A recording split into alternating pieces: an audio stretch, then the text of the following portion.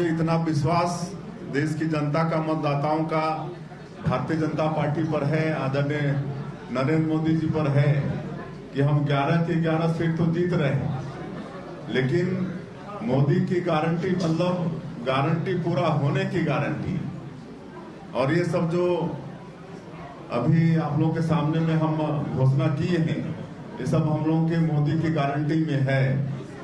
तो मोदी जी की गारंटी है तो उसका पूरा करना हमारी सरकार का दायित्व है, इसलिए घोषणा कर रहे हैं। देखिए, कांग्रेस पार्टी चुनाव को लेकर तैयारी नहीं, कांग्रेस पार्टी तो 12 महीने तैयारी में रहती है। जनता की हक और उसकी भलाई के लिए हम 24 घंटा 12 महीना काम करते हैं। चुनाव में प्रत्याशी तय होगा, प्रत्याशी आएगा, कार्यकर्ता काम में लगे हैं।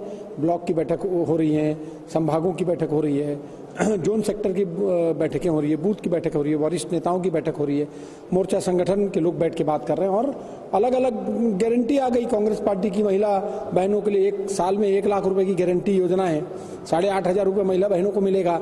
युवा साथियों के लिए 30 लाख जो खाली पड़ी सरकारी नौकरियां हैं वो उनको मिलने की गारंटी देने की बात कांग्रेस पार्टी कर रही है। नमस्कार, मैं हूं मोहन तिवारी। आज के मुद्दे में आपका स्वागत है और आज का मुद्दा हमारा है आधारित उस बात पर जिसका सबको बेसब्री से इंतजार है। जी हां, सत्ता का फाइनल होने जा रहा है, तारीखों के ऐलान का इंतजार है और उसके पहले सारे राजनीतिक दलों ने इस बात का ऐलान कर दिया है कि वो हैं तैयार। और इस बार तैयारी कुछ इस तरीके से दिख रही है कि उम्मीदवार भी चुनाव की घोषणा के पहले घोषित किए जा रहे हैं। बीजेपी ने तो छत्तीसगढ़ में बाजी मार ली है, 11 के 11 उम्मीदवार वो घोषित कर चुकी है। कांग्रेस भी पीछे नहीं है, 6 उम्मीदवार उसके भी घोषित हो चुके हैं। ऐसे में कौन कितना तैयार है और तारीखों के इंतजार पर हम आज बात करेंगे। तो मिल लेते हैं उन मेहमानों से जो इस चर्चा में हमारे साथ रहेंगे। हम बहुत स्वागत करेंगे। हमारे साथ स्टूडियो में मौजूद हैं कांग्रेस का पक्ष रखने के लिए रवि गौलानी जी, बहुत स्वागत है आपका। बीजेपी का पक्ष रखने के लिए हमारे साथ तेतरार युवा नेता जुड़ रहे हैं आलोक सोनी जी, बहुत स्वागत है आपका। और हमारे साथ राजनीतिक विश्लेषण लेकर पहुंचे हुए हैं वरिष्ठ पत्रकार नागेंद्र वर्मा जी, बहुत स्वागत है आपका। तो तीनों मेहमानों का स्वागत है। और जैसा कि हमने बताया कि जल्द ही तारीखों का ऐलान होगा और इसके संकेत भी चुनाव आयोग ने दे दिए हैं। ऐसे में जो परिस्थितियां बन रही हैं उसमें इस बात की बार बार चर्चा होती है कि राजनीतिक दल कितना तैयार हैं, उनकी तैयारियां कहां तक पहुंची हैं, किस तरीके की रणनीति के साथ चुनाव लड़ा जाएगा। तो पहले प्रतिक्रियाओं का दौर शुरू करते हैं और सबसे पहले आलोक सोनी जी से समझने की कोशिश करते हैं कि सरकार उनकी है छत्तीसगढ़ में और केंद्र में भी उनकी सरकार है, तो डबल इंजन है। डबल इंजन कितना मुकाबले के लिए तैयार है, किस तरीके की उसकी रणनीति रहने वाली है आलोक जी? देखिए मोहन जी, देखिए मोदी जी की गारंटी पर छत्तीसगढ़ की जनता ने मुहर लगाया और भारतीय जनता पार्टी को केंद्र के साथ साथ छत्तीसगढ़ की सत्ता भी सौंपी। और जिस गारंटी के तहत छत्तीसगढ़ की सत्ता सौंपी गई है उस गारंटी पे मुझे पूरा यकीन है कि फिर से एक बार छत्तीसगढ़ की जनता लोकसभा में दोबारा से भारतीय जनता पार्टी की सरकार को बड़ी बहुमत से 400 का जो आंकड़ा है उसको पार करते हुए एक बड़ा बहुमत देगी और उसी बहुमत के साथ सरकार बनाएगी। और रही बात चुनाव की तैयारियों की, तो आपने देखा है कि भारतीय जनता पार्टी ने अपने पूरे 11 लोकसभा में सभी 11 लोकसभा में प्रत्याशियों की घोषणा काफी पहले कर दी है। और अब मेरा ऐसा मानना है कि उनके पास तैयारी का भी समय बहुत अच्छा था और वो अपनी तैयारियों में लगे हुए हैं। सभी जगह पे लोकसभा के कार्यालयों का उद्घाटन हो चुका है और विधानसभा स्तर पर भी अब कार्यालयों का उद्घाटन शुरुआत हो चुकी है। और जहां तक मैं समझता हूं कि अब ये बात की अतिशयोक्ति नहीं रही कि मोदी जी की कोई बात हो या मोदी जी ने कुछ कहा हो वो पूरा ना हो।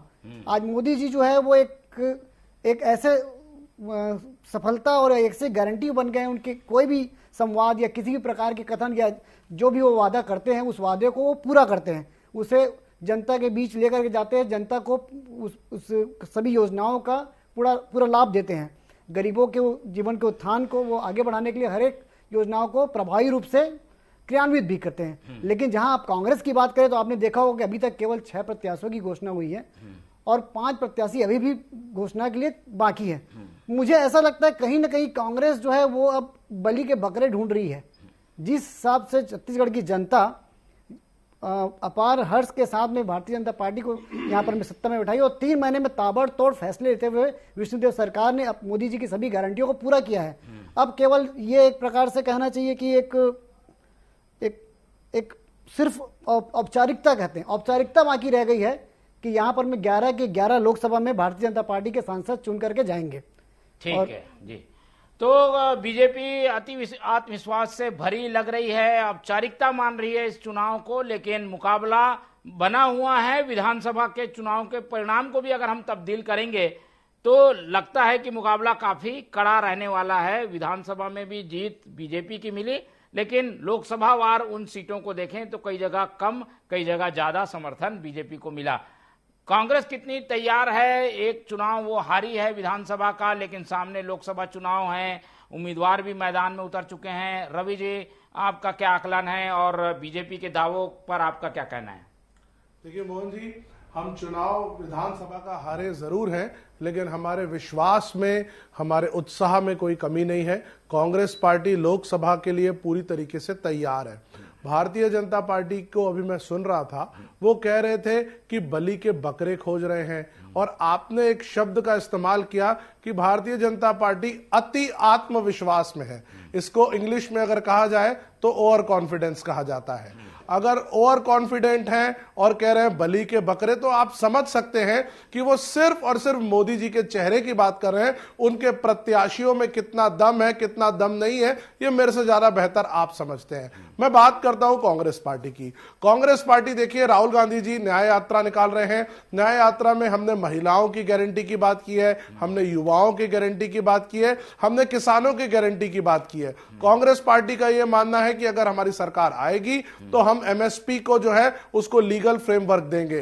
किसानों को जो कृषक की चीजें मिल रही हैं, उत्पाद मिल रहे हैं, उसके ऊपर जीएसटी, जो उपकरण वो खरीद रहे हैं उस उपकरण में जीएसटी सरकार लगा रही है, उसको भी हम खत्म करेंगे। महिलाओं को 1 लाख रुपए सालाना देंगे। ऐसे युवाओं से लेकर के हमने बहुत सारी एक एक करके हम चीजें घोषणा करते जा रहे हैं, और एक एक करके देश के अलग अलग लोकसभा क्षेत्रों में हमारे प्रत्याशी उतरते जा रहे हैं। छत्तीसगढ़ के परिप्रेक्ष्य में अगर हम बात करेंगे तो पूर्व मुख्यमंत्री भूपेश बघेल जी मैदान पर है, रायपुर शहर से विकास उपाध्याय जी मैदान पर है, पूर्व मंत्री ताम्रध्वज साहू जी मैदान पर है। तो बहुत सारे हमारे प्रत्याशी हैं जिनको हमने नॉमिनेट कर दिया है और जो ग्राउंड जीरो पे आ चुके हैं, मेहनत कर रहे हैं।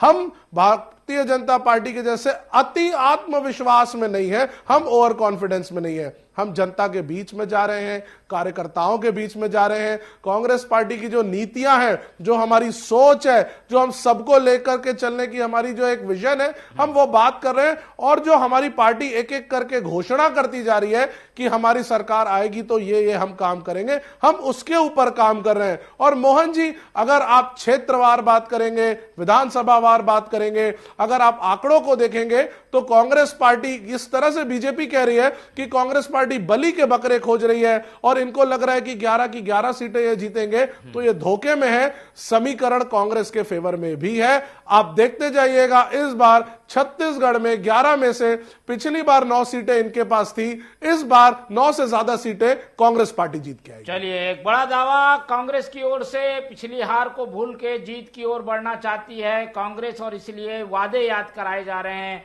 न केवल राज्य सरकार के बल्कि केंद्र सरकार के भी, और इन्हीं के दम पर वोट मांगने के लिए कांग्रेस तैयार है। नागेंद्र वर्मा जी की ओर चलते हैं। वर्मा जी, छत्तीसगढ़ के सिनारियों में किस तरीके की स्थितियां दोनों पार्टियों के दावे के बीच आप देख पाते हैं?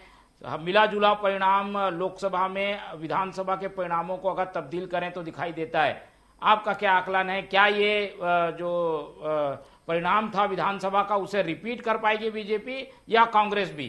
क्या कहना है आपका? बीजेपी का तो पूरा प्रयास रहेगा कि वो पिछले चुनाव को रिपीट करे, लेकिन मुझे लगता है कि कांग्रेस कहीं से कमजोर नहीं मानता मैं, क्योंकि एक सशक्त विपक्ष की भूमिका में है अभी वो प्रदेश में, दमदारी से है। सभी क्षेत्रों में उसने अपनी पकड़, सरगुजा और बस्तर को अगर छोड़ दे तो मैदानी क्षेत्र में पकड़ अच्छी मानी जा सकती है। तो एक चुनौती तो रहेगी। दूसरी चीज जो चूक हो रही है कांग्रेस से, कहा तो जाता है कि जमीनी स्तर पे तैयारी है, लेकिन पिछली बार जब वो प्रदेश की सत्ता में थी, उस दौरान से ही हम देख रहे हैं कि वो उस तरीके की तैयारी उसकी नजर नहीं आई। 9 सीटों पे बीजेपी काबिज थी लोकसभा के, लेकिन कांग्रेस कहीं भी ऐसा नहीं साबित कर पाई कि उनके जो सांसद हैं वो उतने अच्छे से काम नहीं कर पा रहे हैं अपने संसदीय क्षेत्रों में, विकास को लेके उतने मुखर नहीं है। हालांकि बीच बीच में आवाज उठती रही कुछ मुद्दों पे, लेकिन वो उस तरीके का नहीं देख पाए। अब ये सब चीजें एक चुनौती बनेंगी। अब चूंकि मोदी फैक्टर पूरे देश में काम कर रहा है, तो ये कांग्रेस के लिए एक बहुत बड़ी चुनौती है। दूसरी तरफ हम प्रदेश के सिनेरियो में तो देख पाते हैं कि मिला जुला असर है, लेकिन कई क्षेत्रों में अभी भी एक बढ़त की जो स्थिति दिख रही है, उसका एक सीधा प्रभाव बीजेपी जैसा भी कह रही है कि हम उत्साह से भरे हुए हैं, तो उसके कार्यकर्ता अब जमीनी स्तर पे देख ही पा रहे हैं बहुत सारे मुद्दों में। बल्कि उल्टा मुझे ये लगता है कि बीजेपी के जो वायदे हैं, घोषणाएं हैं, उनको पूरा करने में कांग्रेस बड़ी मदद कर रही है।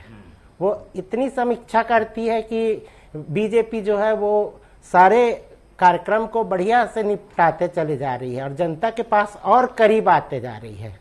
उन मुद्दों को जो जमीनी स्तर पे पकड़ना है, जिसको राष्ट्रीय स्तर पे हम सोचते हैं कि जनता समझना चाहती है या कुछ परिवर्तन चाहती है, वैसा कुछ अभी बहरहाल तो दिखता नजर नहीं आ रहा है मुझे। ठीक है, तो थोड़ा सा एज जरूर बीजेपी को है, क्योंकि दोनों जगह पे उनकी सरकारें हैं और इस तरीके की खामियां हैं कांग्रेस में, उसे ठीक करने की जरूरत है। रवि जी, आपसे शुरू करते हैं। कांग्रेस को अपनी जो खामियां हैं उसे दूर करना है, पिछली हार से सबक भी लेना है, नेताओं का सही उपयोग भी करना है। क्या इन सब चीजों को कांग्रेस कर पाएगी? एक तरफ तो बड़े इंजन के साथ, डबल इंजन के साथ गाड़ी चल रही है, दूसरी तरफ आप लोगों की धीरे धीरे गाड़ी चल रही है, तो जीतेंगे कैसे ऐसे में? बढ़िया प्रश्न किया मोहन जी आपने कि हम कितना इम्प्रूव कर पाएंगे। देखिए, सबसे पहले अगर हमको इम्प्रूवमेंट करना है तो पहले तो हार स्वीकारनी पड़ेगी। हम स्वीकार कर रहे हैं कि हम विधानसभा में हारे हैं, कुछ हमारे अंदर कमियां रही होंगी इसीलिए हम हारे हैं। अब जब हम उसको स्वीकार करते हैं तो हम समीक्षाओं में जाते हैं। हमारे पिछले 3 महीनों में कई बार बैठकें हुई और कई बार एनालिसिस भी हो गया कि हमसे कहां चूक हुई, कहां गड़बड़ हुई। उस सारी चीजों को हम ठीक करके इस बार मैदान में उतरेंगे। अब भारतीय जनता पार्टी जो अति आत्मविश्वास और अति आत्म उत्साह में बैठी हुई है, उनके वादों की बात कर ली जाए। कांग्रेस पार्टी कहां कैसे आगे बढ़ेगी, क्योंकि भारतीय जनता पार्टी ने अपने वादे पूरे किए ही नहीं। इन्होंने बात कही थी कि हम महंगाई कम करेंगे। आप आंकड़े उठा लीजिए, 2014 में महंगाई के आंकड़े थे और 2024 में आज के आंकड़े। पेट्रोल आप उठा लीजिए, 35-34 रुपए का पेट्रोल आज 100 रुपए। अरे एक बात बताइए, ऊंट के मुंह में जीरे के बराबर है। 35 रुपए का पेट्रोल 100 रुपए पहुंच गया। सोने का भाव देख लीजिए, आज आसमान छू रहा है। आज अगर आप रसोई गैस की बात करेंगे, हमारे समय में 350-400 रुपए की रसोई गैस आज 1200 रुपए में मिल रही है। डॉलर की बात करिए, 40 रुपए का डॉलर था, वो आज की तारीख में 85 रुपए से ज्यादा क्रॉस कर चुका है। मनमोहन सिंह जी की उम्र से कंपैरिजन किया जाता था कि भाई डॉलर किस प्रकार से बढ़ रहा है। आज 2-2 करोड़ रुपए, 2-2 करोड़ लोगों को नौकरी देने की बात की जाती थी। 2 करोड़ तो छोड़ दीजिए मोहन जी, इतना भारतीय जनता पार्टी बता दे कितनों को नौकरी दी है। 2 करोड़ इंटू 10, 20 करोड़ होता है 10 साल का। इतना ही बता दे, 2014 में अच्छे दिन की बात से शुरुआत किए तो आखिर इस 10 साल में नौकरी कितनों को मिली? 81 करोड़ से ज्यादा लोग हमारे देश में आज भी गरीबी रेखा के नीचे हैं, जिनको चावल खिलाया जा रहा है मुफ्त में। किस प्रकार के विकास की बात कर रही है भारतीय जनता पार्टी? 10 साल में आप इंटरनेशनल रेटिंग देख लीजिए, हमारे को जो लोन मिलता था उसमें हम डाउन हुए हैं, इकोनॉमी हमसे कंट्रोल नहीं हो रही है, सारे पैरामीटर्स डाउन है और हम कह रहे हैं कि हमने डेवलपमेंट किया। ट्रेनें तक तो इनसे संभल के चल नहीं रही है। जनता पूरी तरीके से अगर विश्वास करेगी तो कांग्रेस पार्टी के ऊपर करेगी, क्योंकि कांग्रेस पार्टी ही वो पार्टी है जो 1991 में देश को बुरी स्थिति से निकाल करके लेकर के आई थी और आज भी 2024 की परिस्थितियों में जो इकोनॉमिकली हम पूरी तरीके से पिछड़ चुके हैं, उसको बाहर अगर कोई ला सकता है तो सिर्फ और सिर्फ कांग्रेस पार्टी ला सकती है। चलिए, कांग्रेस पार्टी ला सकती है और उसके पीछे लंबी दलील दी रवि गौलानी जी, और उसके पीछे का कारण ये कि घोषणाएं की गई, उसे पूरा नहीं किया गया। वादे कई हैं लेकिन वो पूरे नहीं हुए। आलोक जी, इन सब बातों के बाद भी घोषणाएं और वादों का जवाब मांगा जाएगा आप लोगों से, उसका क्या जवाब देंगे? ये चुनाव का अहम मुद्दा रहने वाला है। देखिए, सर्वप्रथम मैं अपने मित्र की इस बात का जवाब देना चाहूंगा, जिस आत्मविश्वास की वो बात कर रहे हैं अति आत्मविश्वास बोल रहे हैं। आत्मविश्वास कब आता है? जब आपके प्रधानमंत्री, आपके चुने हुए नेता आपको देश को एक दिशा की ओर ले जा रहे हैं, देश में आधारभूत संरचनाओं का निर्माण कर रहे हैं, देश में रोड रास्ते बन रहे हैं, पुल बन रहे हैं, नई नई सड़कें बन रही है, रेलगाड़ियां बन रही है, नई वंदे भारत ट्रेन चल रही है। तो ये सब चीजें जो है ना, कांग्रेस ने अपनी आंखों में ये पट्टी बांध रखी है, वो पट्टी के आगे इनको कुछ नजर ही नहीं आता। तो ये एक कारण है कि इन्हें विकास नजर ही नहीं आता है। और किस वादों की बात कर रहे हैं? क्या प्रधानमंत्री जी ने वादा नहीं किया था क्या कि हम गरीबों को अपना घर देंगे? 2022 तक सभी गरीबों के पास में अपना घर होना चाहिए। क्या प्रधानमंत्री जी ने ये वादा नहीं किया था कि गरीबों को उनके घर में चूल्हा जलाने की नौबत नहीं पड़नी चाहिए, हम उन्हें उज्ज्वला योजना के तहत गैस का कनेक्शन देंगे? क्या ये वादा पूरे नहीं हुए? और कौन से वादे? छत्तीसगढ़ की डबल इंजन सरकार ने महतारी वंदन योजना भी लागू कर दी और छत्तीसगढ़ की महतारियों के पास में महतारी वंदन योजना के पैसे वादों के मामले में तो लिस्ट है। तो रवि जी, आज ही कई घोषणाएं हो गई, सारे वादे तो सारे वादे पूरे बचा क्या है? और यही एक विश्वास का कारण है भारतीय जनता पार्टी का हर एक कार्यकर्ता। रवि जी, मोहन जी, बेहतरीन प्रश्न, फिर से बेहतरीन प्रश्न। भारतीय जनता पार्टी का मैनिफेस्टो उठाइए। इन्होंने क्या कहा? प्रत्येक विवाहित महिला को 1,000 रुपए उनके अकाउंट में दिए जाएंगे। सरकार बनी और क्या आ गया? पात्र महिलाएं, 10 कंडीशंस अप्लाई। उन 10 कंडीशन पर अगर आप फुलफिल करेंगे तो आप पात्र महिलाओं में आएंगे। 1 करोड़ 40 लाख महिलाओं में से केवल 71 लाख लोगों को दिया जा रहा है। बाकी सारी महिलाएं जो पहले पात्र की श्रेणी में थी, लेकिन आज कंडीशन अप्लाई में वो बाहर हो गई है। ये किस प्रकार के वादे पूरे हो रहे हैं? ये कहते थे कि सिलेंडर हम सबको देंगे 500 रुपए में, आज ये कहते हैं उज्ज्वला योजना वालों को ही देंगे। इन्होंने कहा था कि हम 3100 रुपए में धान खरीदी करेंगे, आज स्थिति क्या बन रही है? जिस योजना को हमने शुरुआत की राजीव गांधी किसान न्याय योजना के नाम से, उसी योजना का नाम बदल के कृषक उन्नयन योजना करके डिफरेंस अमाउंट ट्रांसफर कर दे रहे हैं। छत्तीसगढ़ के लोगों के साथ तो आप कर रहे हैं, लेकिन देश के बाकी किसानों के साथ नहीं। लेकिन ये भी नहीं किस प्रकार के वादे पूरे हो रहे हैं? पूरी तरीके से वादे अभी पूरे नहीं हुए हैं। खारिज कर दिया है क्या सारी चीजों को? कुछ हद तक पूरा किया है, कुछ बच गए होंगे, वो भी पूरे होंगे। मैंडेट तो 5 साल का है इनके पास। मोहन जी, ये भी फिर से बहुत बढ़िया प्रश्न है। आप इतिहास उठाइए। मैंने कहा 2 करोड़ की बात की गई थी, लोगों को रोजगार देंगे, कितनों को दिए? अभी तक के मैं भारतीय जनता पार्टी के प्रवक्ता से नहीं सुन पाया हूं।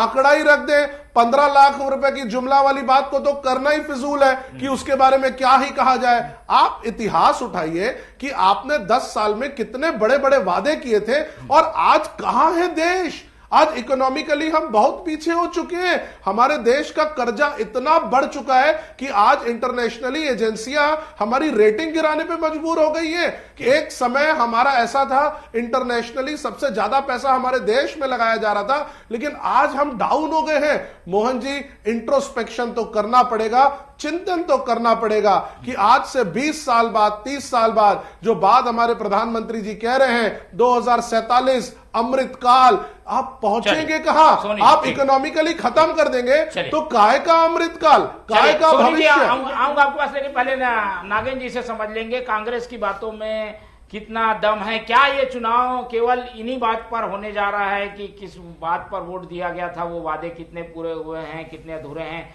या फिर दूसरे फैक्टर भी इस चुनाव में काम कर रहे हैं जिनका भी असर इस लोकसभा चुनाव में होगा? नागेंद्र जी, स्वाभाविक है, ये चीजें बड़ी अनोखी बदल रही हैं, लेकिन अभी भी राजनेता जो है वो नहीं समझ पा रहे हैं।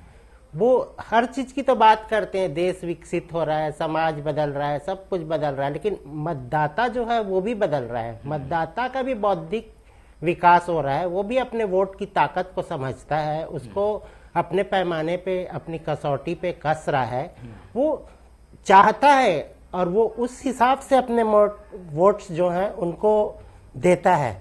तो मुझे लगता है कि अगर हम ये सोचें कि हम उनको लोक लुभावन वायदे में उलझा लेंगे, तो मुझे नहीं लगता कि उसमें कोई सच्चाई है। आज हर मतदाता जो है हर क्षेत्र को लेके अपनी बात को करता है, अपने क्षेत्र के विकास को देखता है, अपनी सामाजिक संरचना को देखता है, अपने घर परिवार की स्थिति को देखता है, उसके बाद वो निर्णायक स्थिति में आता है और वोट डालता है। तो लोकसभा चुनाव जो है वो एक राष्ट्रीय स्तर के मुद्दों पे मंथन के साथ होता है, और जब हम विधानसभा की बात करते हैं तो स्थानीय मुद्दे रहते हैं, और जब ग्राम पंचायत चुनाव होते हैं या स्थानीय निकाय के जो चुनाव होते हैं उसके मुद्दे बिल्कुल अलग होते हैं। तो मुद्दे जो है वो सर्वोपरि हैं। तो आप किस तरीके से आम जनता को मुद्दों को समझा पाते हैं और अपने तरफ आकर्षित करते हैं, ये सबसे महत्वपूर्ण फैक्टर है। और इसमें जहां चूक होती है वहीं पर आप फिसल जाते हैं। ठीक है, चलिए, तो कई तरीके के फैक्टर हैं, उसमें वादों वाला फैक्टर के साथ साथ ऐसे मुद्दे जो कि देश स्तर पे काम कर रहे हैं उनका भी असर होगा। आलोक जी, ये तो आप लोगों के लिए फेवरेबल मॉडल और एक तरीके से वातावरण बन रहा है, तो इन बातों को ये आप लोग इग्नोर करके भी चल रहे होंगे कि भाई कांग्रेस क्या बोल रही है, कांग्रेस क्या वादे पूछ रही है, उन सब बातों पर क्या ध्यान देना, ऐसा तो नहीं चल रहा है? नहीं, ऐसी बात नहीं है। देखिए, हमारा जो सर्वप्रथम होता है वो राष्ट्र प्रथम, उसके बाद फिर जनता। तो जनता के हित के लिए जो भी मुद्दे होंगे, जनता के हित के लिए जो भी योजनाएं लानी होगी, जनता को उनके आय स्तर को, उनकी जीवन स्तर को ऊपर उठाने के लिए जो भी काम करना होगा, हमारा जो फोकस है, भारतीय जनता पार्टी का जो फोकस है वो उस पर ही होता है। आपने अभी भी देखा होगा, अभी नए कानून आ गए, क्या ये चुनाव का समय था? क्या किसी पार्टी में इतनी हिम्मत थी कि वो नए कानून इस वक्त पे चुनाव के पहले लागू कर पाती? नहीं। तो क्या सिर्फ जनता ही सर्वोपरि है?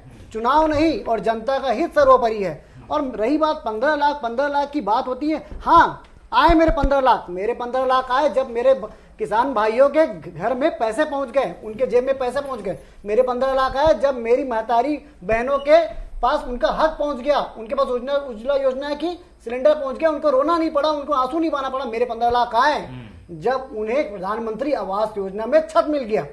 तो जो देश में जनता के हित की बात करता है, जो देश में जनता को, भारत को आगे ले जाने की बात करता है, जो धारा 370 कश्मीर से हटा देता है, तो क्या हमें विश्वास नहीं होना चाहिए ऐसे प्रधानमंत्री के ऊपर में, उनके नेतृत्व क्षमता के ऊपर में? तो ये विश्वास उसी बात का विश्वास है, और ये मेरा नहीं, ये भारत देश की जनता का विश्वास है कि मोदी जी की गारंटी जो है वो काम करती है। चलिए, अब एक बार तैयारियों पे बात कर लेते हैं। इन बातों के लिए तो काफी समय मिलेगा, वादों पर और मुद्दों पे चर्चा होती रहेगी क्योंकि तारीखों का ऐलान होने वाला है। रवि जी, तैयारियों की बात करें तो एक ब्रेक सा लग गया था कांग्रेस की जो गतिविधियां थी उस पर कि विधानसभा चुनाव हारे, कार्यकर्ता ठंडे बैठ गए, नेता भी उत्सुक नहीं थे चुनाव लड़ने के लिए, लेकिन अब ये सब चीजें करनी पड़ रही है। ये ब्रेक से उबर पाई है कि नहीं, इस हार से उबर पाई है कि नहीं कांग्रेस, और तैयार कितनी है इस चुनाव के लिए, ये बताइए। देखिए मोहन जी, निश्चित हम जब हारे थे तो जितने भी कांग्रेस के कार्यकर्ता थे हम सब निराश हुए थे। हम सबको उम्मीद थी कि हमारी सरकार आएगी, कहीं ना कहीं सब हतप्रभ थे, सबको लग रहा था कि अब आगे क्या। लेकिन जैसे जैसे समय बीता, हम वापस बैठे, बातचीत हुई और वापस हम खड़े हो गए हैं। हम सबको पता था कि लोकसभा चुनाव सर पर है और मिल करके हमें वापस फाइट करनी पड़ेगी। और अगर मैं बात करूं तो पिछले 3 महीने में विष्णुदेव सरकार, आप देखिए, कोई भी फैसला ऐसा नहीं है जो छत्तीसगढ़ में रह करके ले ले। सारे फैसलों के लिए ये जा रहे हैं दिल्ली। इनके निज सचिव हो, ओएसडी हो, यहां तक कि किसको किसका फोन उठाना है, किसका नहीं उठाना है, पहले अपने घर में इस तरह से चाहिए। नहीं, उनको बोलिए सुन ले। वो सारी चीजें जो है भारतीय जनता पार्टी जो है वो दिल्ली से तय कर रही है। जनता देख चुकी है कि 3 महीने में विष्णुदेव सरकार पूरी तरीके से फेल है, और कांग्रेस जो डिमोटिवेट हो गई थी वापस मोटिवेट होकर के उठ चुकी है। हमारे सबसे बड़े नेता प्रदेश के आदरणीय भूपेश बघेल साहब चुनाव के मैदान में है, राजनांदगांव से चुनाव लड़ रहे हैं। उन्होंने ये बताया है कि वो भले ही विधायक हैं, जीते हुए हैं, उसके बाद भी लोकसभा के लिए उन्होंने कमर कस ली है। ये छोटे से छोटे कार्यकर्ता के लिए एक बहुत बड़ा संदेश है। हम सब खड़े हैं, और मैंने फिर से दोहराऊंगा इस बात को मोहन जी, 11 में पिछली बार 9 इनकी थी, इस बार आप देखिएगा 11 में 9 से ज्यादा कांग्रेस पार्टी जीत करके आ रही है। चलिए, ये अब कैंडिडेट वाइज एक बार टिप्पणी ले लेते हैं सोनी जी की। सोनी जी, बाकी बातों को दरकिनार कर भी जाए तो आप लोग ने भी अपनी टीम उतार दी है, एक मंत्रिमंडल के सदस्य को भी उतार दिया है। जब इतना भरोसा है तो सरकार से लोगों को क्यों वहां लोकसभा भेजने के लिए आप लोग टिकट दे रहे हैं? ये तो पार्टी का अपना निर्णय है, ये पार्टी का अपना स्ट्रेटेजी क्या है, इसके पीछे क्या तर्क हो सकता है? अब वो ये पार्टी का अपना निर्णय है कि हो सकता है वो आदरणीय बृजमोहन अग्रवाल जी को, जिनके बारे में आप बात कर रहे हैं, जहां तक मैं समझता हूं, तो उन्हें राष्ट्रीय नेतृत्व के रूप में देखना चाहती होगी। काफी समय तक उन्होंने छत्तीसगढ़ की जनता की सेवा की है, दक्षिण विधानसभा की सेवा की है, तो हो सकता है उन्हें अलग और एक अलग लेवल पे पहुंचाना चाहती है। वो चाहते होंगे कि अब पूरे भारत में छत्तीसगढ़ का नेतृत्व करे। वो चीजें अपनी इंटरनल मामला होगा। लेकिन हमारे मित्र जो बोल रहे थे कि कार्यकर्ता, अरे कांग्रेस के कार्यकर्ता, कांग्रेस के नेता तो इस वक्त उस जहाज से कूद रहे हैं जो जहाज डूबने वाला है। ठीक है, वो लगातार वो अभी भारतीय जनता पार्टी प्रवेश का दौर चल रहा है पूरे भारतवर्ष में। ये कैसे हो रहा है रवि जी? आप लोग इतने दावे कर रहे हैं, फिर भी आपके पार्टी के लोग ही आप पर भरोसा नहीं कर रहे हैं। मोहन जी, डर भय, इंसान को जब इतना डर दिखा दिया जाएगा, भय दिखा दिया जाएगा, एनफोर्समेंट तो अपने डायरेक्टरेट, लोगों पे सीबीआई पकड़ नहीं है क्या आप लोगों की? आप लोगों के पार्टी के कट्टर नेता नहीं है, कार्यकर्ता नहीं है, क्यों जा रहे हैं छोड़कर? नहीं मोहन जी, आपने प्रश्न अच्छा किया है। आज इस बात पर चिंतन तो होना चाहिए कि ऐसी देश में क्या परिस्थिति बन गई कि विपक्ष का हर आदमी छोड़ करके जा रहा है। क्या हो गया है? ऐसा डराया, ऐसा धमकाया। इलेक्टोरल बॉन्ड्स पर कभी अगली बार डिबेट करेंगे, डराया, चर्चा कर लेंगे। डर भय का माहौल जो बना दिया गया है, ये न भूते न भविष्यते है। इतना बेकार माहौल कभी नहीं डर बना। भय भी काम कर रहा है क्या? सरकार में रहने का एक एडवांटेज बीजेपी ले रही है, इसलिए जो कांग्रेस है वो थोड़ी सी पीछे दिखती है। नागेंद्र जी, फाइनल कमेंट। मुझे ऐसा नहीं लगता, क्योंकि हम सीधे सीधे जब राजनीतिक दलों की चर्चा होती तो एक तरीके से आक्षेप होता है। कहीं पर कुछ गड़बड़ी होगी तो जांच तो स्वाभाविक है, और ये सारा काम जो है वो एजेंसियां करती हैं, और उनपे इसका कोई प्रवेश पे असर पड़ता है क्या? कोई प्रवेश कर रहा है तो इसका असर है क्या? मुझे नहीं लगता इसका कोई असर होता है, क्योंकि सांच को आंच नहीं, ये हम बरसों से सुनते हैं। रवि जी, आप लोगों के बड़े बड़े नेताओं पे आरोप है, उन लोग तो अभी पार्टी में ही हैं, चुनाव लड़ रहे हैं। भूपेश बघेल एक विधायक हैं, उन पर आरोप है, वो भिलाई के विधायक हैं, वो भी नहीं गए। तो बड़े लोग तो छोड़ के ही नहीं गए जिन पर आरोप है। अगर ऐसा होता तो मोहन जी, आप एक बात बताइए, भारतीय जनता पार्टी पहले अजीत पवार जी के बारे में क्या क्या टिप्पणी करती थी, और वही जब उनकी पार्टी में आ जाते हैं तो पाक साफ हो जाते हैं। ऐसे कई सारे नेता हैं जो दूसरी पार्टी में रहते हैं तो उनके खिलाफ न जाने कितनी बातें होती रही हैं, न जाने कितने केसेस हैं, सीबीआई है, ईडी है, लेकिन जैसे ही वो भारतीय जनता पार्टी चले जाते हैं गंगा नहा लेते हैं। ये देश देख रहा है मोहन जी, इसको किसी प्रमाण की जरूरत नहीं है। पूरा देश जान रहा है कि आज अगर आपके खिलाफ कितने भी राजनीतिक षड्यंत्र पूर्वक जो अपराध बने हुए हैं वो अगर आप खत्म करना चाह रहे हो तो आप भारतीय जनता पार्टी ज्वाइन कर लो, आप गंगा नहा लोगे, ये पाक सारी साफ हो चीजें और ये बातों का फैसला जो है वो देश करेगा, और देश का चुनाव होने जा रहा है, उसकी तारीखें कुछ देर में आ जाएंगी सामने, तो हम एक बार फिर से चर्चा में बैठेंगे। लेकिन तैयार कौन कौन है, किस तरीके की तैयारियां हैं, वो हमने आपको आज की डिबेट के जरिए बताने की कोशिश की है। अब आपको मन बनाना है, क्योंकि फैसले लेने की घड़ी आने वाली है। फिलहाल समय कम है, चर्चा ही खत्म करते हैं। इस पूरी चर्चा में हमारे साथ नागेंद्र वर्मा जी जुड़े, उनका बहुत धन्यवाद। हमारे साथ आलोक सोनी जी थे, उनका धन्यवाद। रवि गवलानी जी ने हमें समय दिया, उनका भी बहुत बहुत धन्यवाद। तीनों मेहमानों का आज धन्यवाद करते हुए इस चर्चा को यहीं खत्म करते हैं, और आप लोग से रखते हैं उम्मीद कि आप लोग देखते रहिए TV 24। रखिए अपना बहुत ख्याल। नमस्कार।